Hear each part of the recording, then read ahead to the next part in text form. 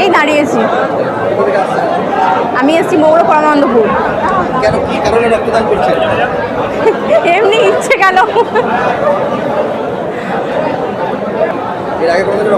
হ্যাঁ, এখানেই দিয়েছি, আর আগের বছর দিয়েছি। আমার 2 বছর হচ্ছে, এটা নিয়ে 3 বছর হবে। মৌসুমী ঘোষ, পরমানন্দপুর।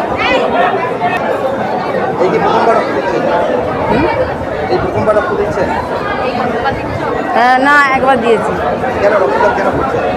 রক্তদান মহান দান, রক্ত হচ্ছে দেওয়া খুব ভালো, একটা জীবন বাঁচবে।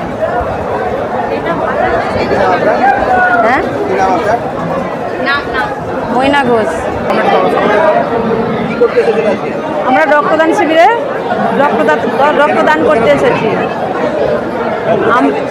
হ্যাঁ, আমরা চাই রক্ত দিচ্ছি, আমরা যে আরও মানুষের সাহায্য করতে চাই, আরও চাই আমরা মহিলাদের দিয়ে আরও রক্তদান শিবিরের যেন আরও মহিলারা আসে, আর রক্তদান দিয়ে আমরা মানুষের পরিষেবা দিতে চাই, ভালো আরও বেশি বেশি পরিষেবা দিতে চাই।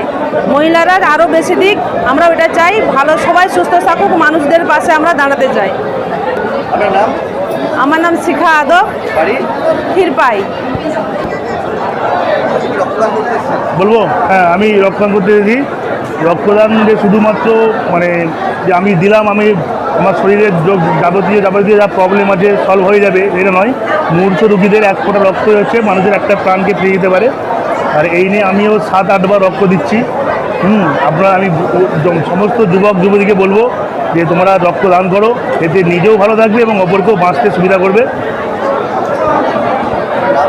আমার নাম রাহুল খান, বাড়ি মহাবাড়ায়।